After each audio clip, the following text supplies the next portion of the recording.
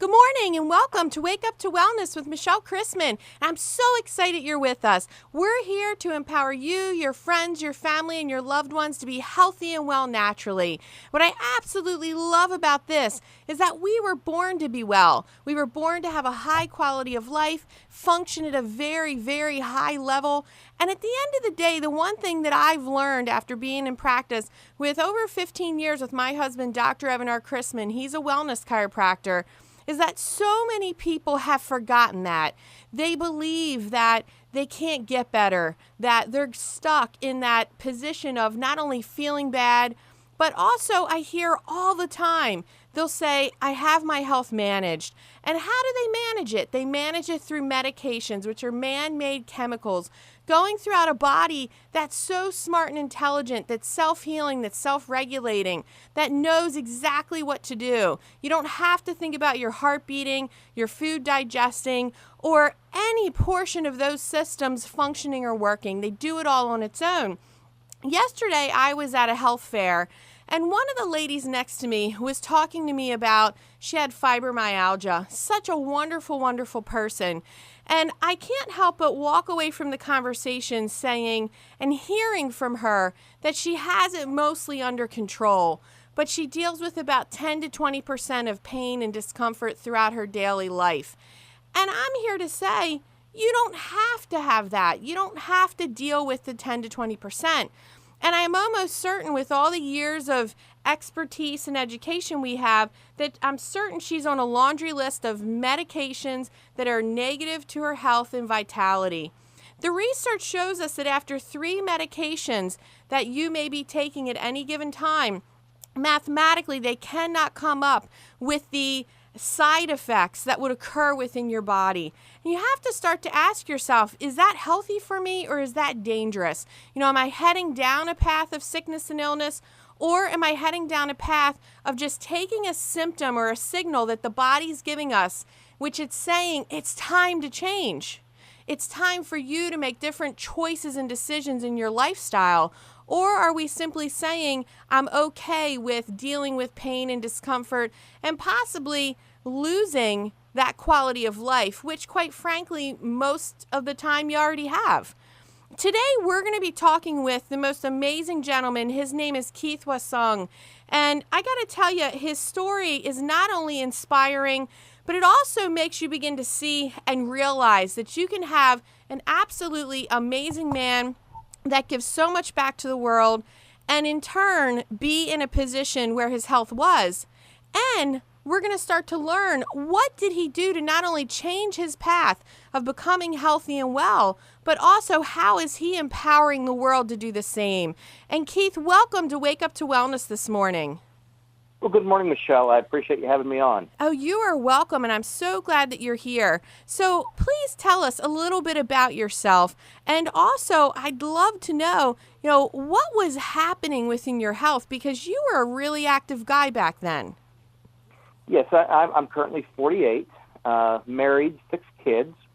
I have an independent financial advisory practice here in Charleston. But my real passion is doing really similar to what you do in sharing with people information that they probably have never known about before in order to make quality choices. You look at 2 groups of people. One are the 70, 80-year-olds on the beach, and, they're playing golf and they're playing tennis, and everybody says, boy, I want to be like that. Then you look at a group that maybe is half their age, that's always sick, always. What's the difference? Is it luck? Is it genetics? Exactly. The first group, by and large, has that health because they've made a whole series of quality decisions throughout their life, and they've made the decisions because they received quality information, and that's really what it's all about today. Isn't that the truth? So tell me a little bit about you. I mean, you were, if my mind serves me right, you were in the military. You're a really, really active guy. Tell me about that. I was in, this would have been 1986, serving in the U.S. Navy, actually on a submarine, and the year before I had won the Navy and Armed Forces heavyweight weightlifting championship. Oh, wow. I competed in other athletics this year, was a Lever Brothers Military Athlete of the Year. Michelle, on paper or visually, picture of health.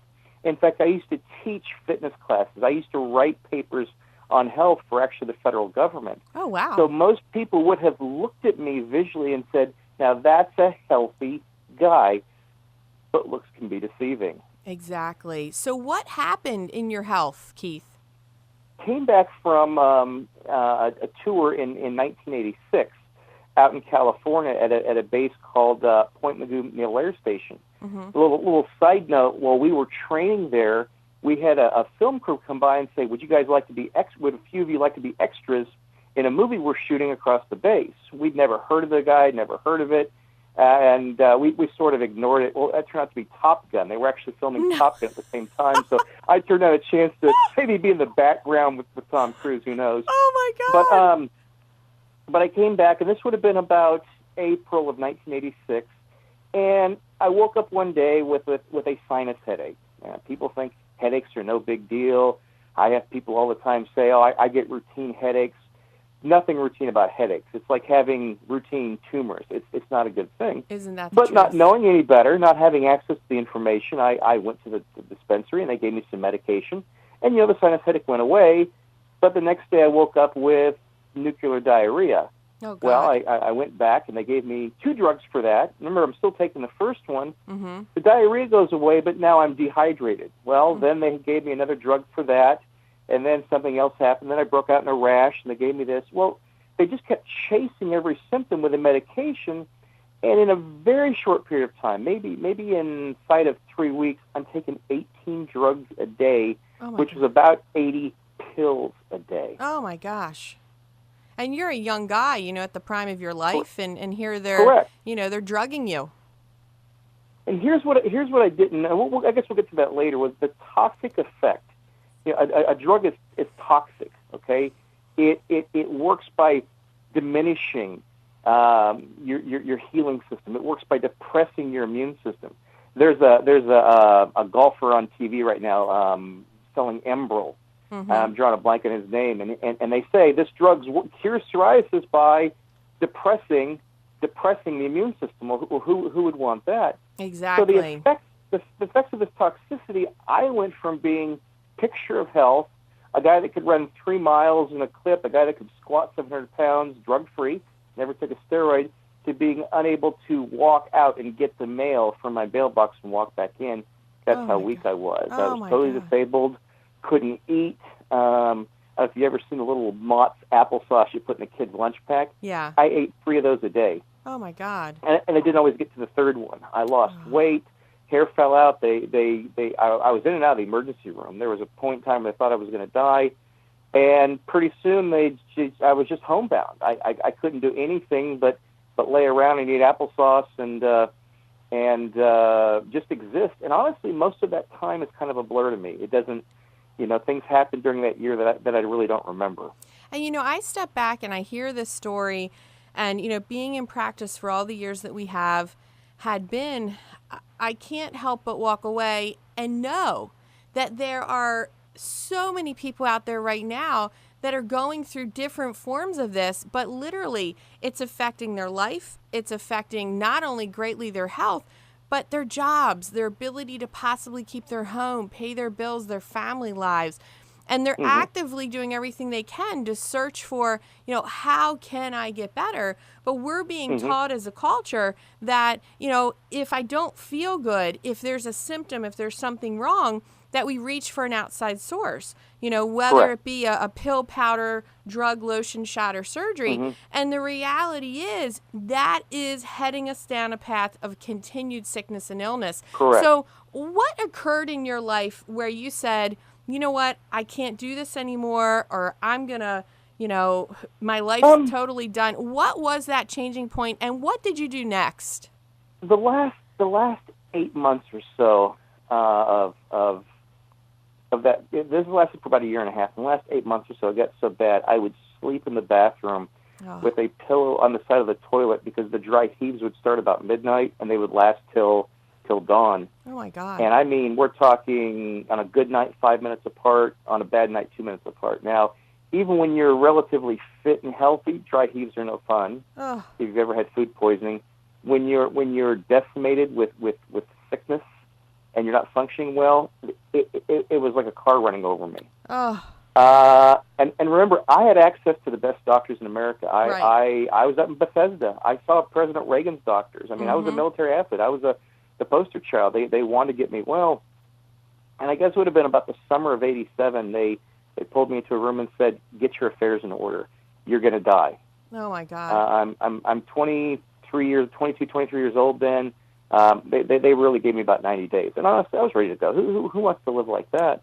Good Lord. And so the event that changed my life was I had a friend drive me to a shopping mall in the summer of '87 to buy Christmas gifts for my parents and brothers and sisters Oh my God. for the following Christmas, knowing I wasn't going to be alive. Oh my God. While I was there, and it was an all-day task just to pick up 4 or 5 things. Again, I couldn't walk more than 8 or 9 steps without sitting down to rest. Mm. And I happened to meet a chiropractor who was right out of school. He had an office kind of across from the mall, and he came up and actually was I was kind of stumbling on. I was in a bookstore, and he was like, "Are you okay? Are you okay?" And, Michelle, when you're that weak, you get tired of telling your story. Mm-hmm. And we talked back and forth, and he said, "You should come to my office. I'm a doctor." And I said, "I've been to every doctor there is. I've been to the best." And he said, "I'm a chiropractor." Now that I probably laughed for the first time in maybe a year and a half. I said, look, chiropractic, I'm neck pain and back pain. My immune system's failing, sir. My immune system is failing. He said, there's more to chiropractic than neck pain and back pain. I said, look, I know I don't look it, but I'm a health expert. I used to be. I tried to give him all my credentials. I really thought I knew what health was. And he said, come to my office tomorrow. And I had absolutely no inclination to go whatsoever. I mean, a guy practicing voodoo would have had more credibility because I just didn't know. Nobody taught me this. And I gotta say quickly that, I'm hearing this story. I've heard it before. I part of me wants to cry and the other part of me laughs because the reality is I've been that person banging the drum, standing in the card shop, standing in the grocery store, out doing screenings when it's 90 to 100 degrees, standing outside for 8 hours. Why? It's not because I'm looking for new patients. What I am looking for is to save somebody's life and somebody's health. And the reality is that the community, when you say the word chiropractor, they automatically think back pain, neck pain, snake oil, all these negative connotations. But I'm here to tell you, and I know so are you, that chiropractic flat out saves lives. It allows the body to heal, function at a high level of health and vitality. And I will tell you that I will be that person standing out there for the rest of my life looking for somebody like you to save. Because the reality is I totally have seen not only the changes, the life-saving ability of what we do, but at the end of the day, your story is absolutely amazing. Tell me what happened from there after you meet this chiropractor, because I got to tell you, I'm on the edge of my seat hearing you talk to me.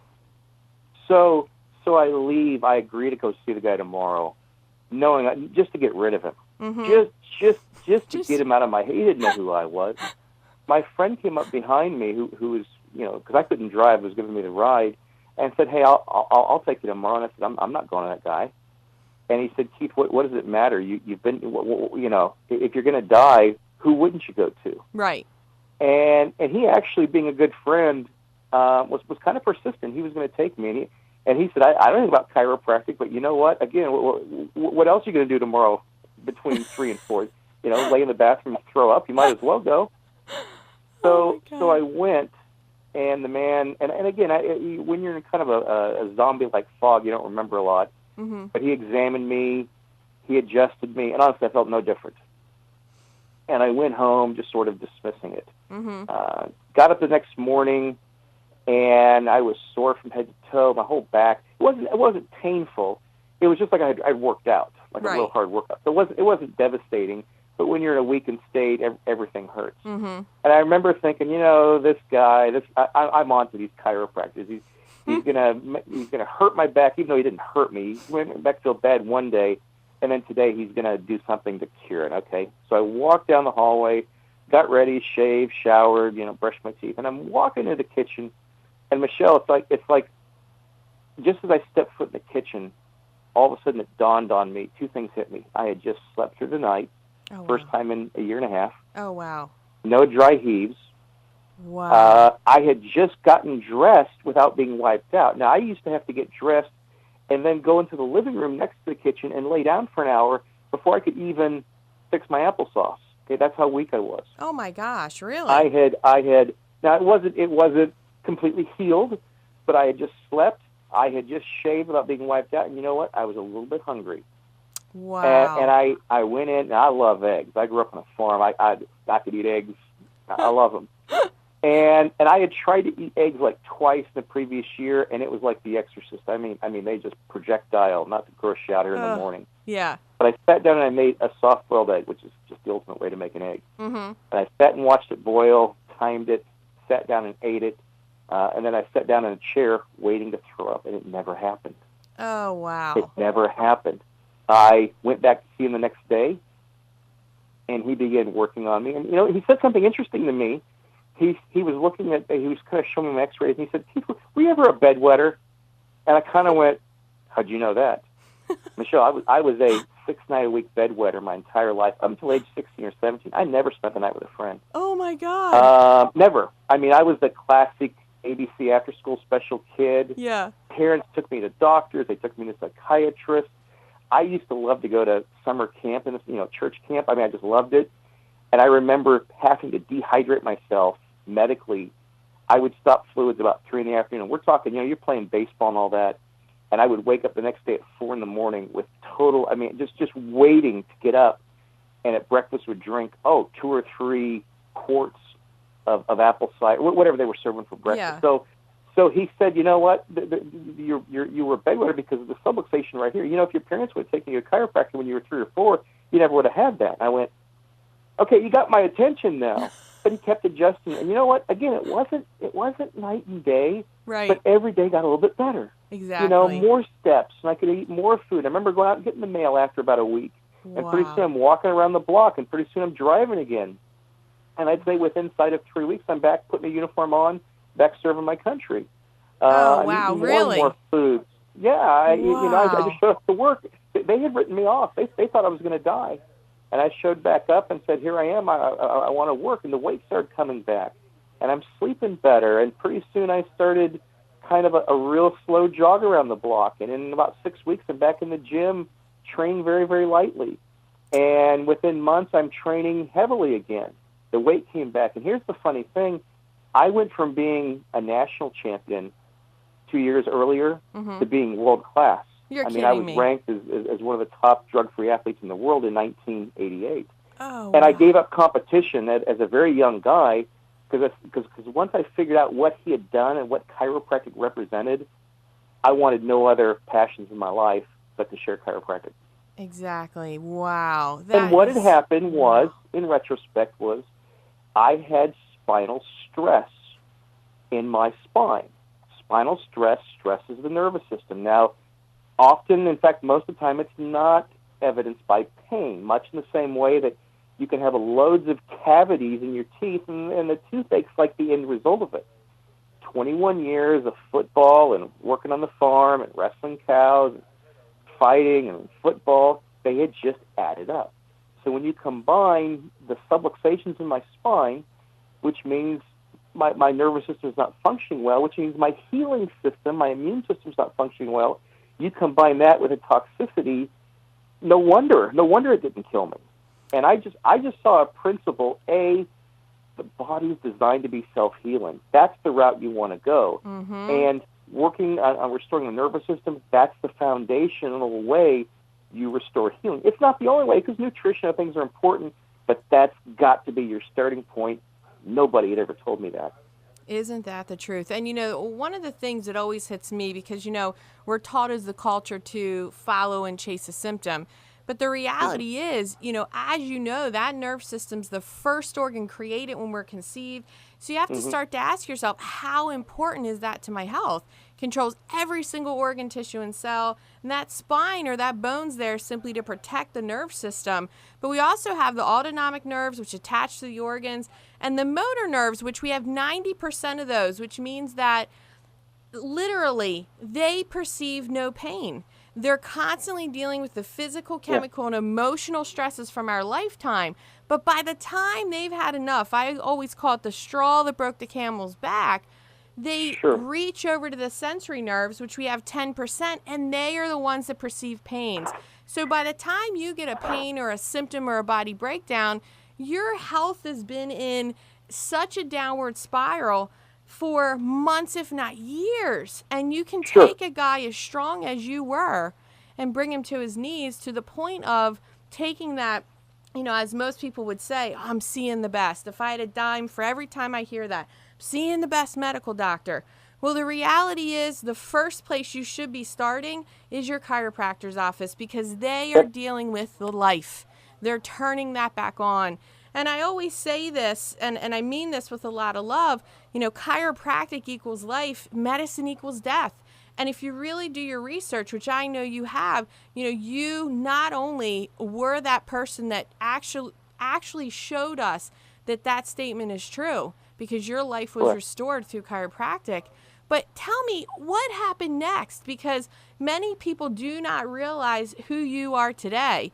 You know, you're out in our chiropractic profession. You know, you're empowering other chiropractors and people throughout the world to get that message and to see that, yes, they may be chiropractors and they may not understand the full effect of what that means for what they do, but how can they greatly reach our community, and how do you empower them to do that job?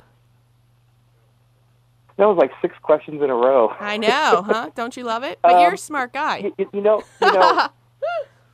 the initial chiropractor did a very poor job of explaining what had happened to me. Mm-hmm. And so I took it on myself to sort of research. Now, we didn't have Google back then. We had microfiche at the library, which took you like 30 minutes to find one thing. And I remember going into the libraries with, you know, a mason jar full of dimes and just sitting there for hours printing out everything I could find on chiropractic. Wow. And there was very little, you know, everything I found, this is in mainstream magazines, seemed to suggest that chiropractic was good for pain. And so I said, well, let me turn to the medical books. Let me turn to the Guyton's Physiology and see what they have to say. I mean, if this is based on science, then science should reveal it. And I started reading. We have a medical university here in Charleston, pretty good one actually, and I would spend 8, 9, 10 hours a day. In fact, a couple times they locked me in there at night. They didn't realize I was up on the 3rd floor, and I would spend all night long reading. And I'll tell you what I got from the medical books. See, we've always been taught that if you feel bad because you have symptoms, it's because you're unhealthy. If you're sick, if you're symptomatic, it's because you're unhealthy. But their very own books said a different thing. You know, you cough because your body's expelling something. That's a good thing. It's beneficial. You sneeze because your body's identifying something and getting rid of it. If you eat the bad chicken, you vomit it out or you have diarrhea.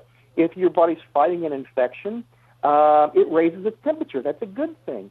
If there's poison in your organs, it releases it through the skin and you have a rash. And what I found in their own anatomy and physiology medical books was that symptoms, even inflammation, even all these things, symptoms are part of or result of the body's healing process. Well, if that's true, and it is, that means you can never, ever improve your health by in any way altering that symptoms. That should even be the path you take. Rather than alter the symptoms, you want to facilitate them. You want to make sure the body's functioning so that the healing process is completed. And I saw that personally because when I was 16, I had sprained my ankle very badly in football. Swelled up. I mean, they said you should have broken it. It would have been better. And, you know, eventually the discoloration went away, but it was just always was stiff and sore. Well, after I started getting adjusted, guess what happened to my ankle? It swelled up again. And about 3 days later, the swelling went away, and I've never had a problem with it. Wow. It was like my body had been trying to heal that for 7 years, but because I had an improper nerve supply, it was never able to complete it. It kept trying. It never gave up. And so by releasing that spinal stress, the healing was facilitated. Wow. And so if a person understands that symptoms, A, are the last thing to show up, first thing go away, and B, they are how the body heals.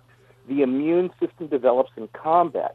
You know, when kids get sick and they get all whatever, usually it's like a day. That's not a bad thing. It strengthens their immune system. So we shouldn't try to shut off symptoms, but rather strengthen the structure of the body to allow them to be completed and strengthened. And honestly, that's been my mission for 25 years. I've written about 100 things, different research articles. I lecture all over. I do about 250 lectures to the general public. One of two people that can actually teach continuing education at medical and chiropractic seminars. And by the way, I teach these things in medical schools. Wow. All the time. They bring me in, and I share the chiropractic story. And I'm using their own resources, and I never get an argument. They go, you're right. You're right. Somewhere medical doctors got sold a bill of goods. Mm-hmm. Because, Michelle, think back. You ever seen Doc Hollywood? The movie with Michael J. Fox? I mean, probably a long time ago. Yeah, you think of a country doctor back in the 40s or 50s. They set broken bones. They sewed you up. They had drugs, but they were in the back shelf. They were like last resort. And so at one time, medicine was a little more focused on, setting the bone, letting the body heal it. But somewhere in our lifetime, drugs and health became synonymous, and they're not, because they destroy. Trying to improve your health with drugs is like trying to improve your finances by cash advancing your credit cards. It produces a short-term effect. You cash advance your Visa, you'll get $1,000, but in 30 days, you still owe the money, and you owe interest. And that's where you go with drugs. Wow, and isn't that the truth? And I know it was a mouthful, but... Well, I got to tell you, that's why we do these things, because the community needs to know.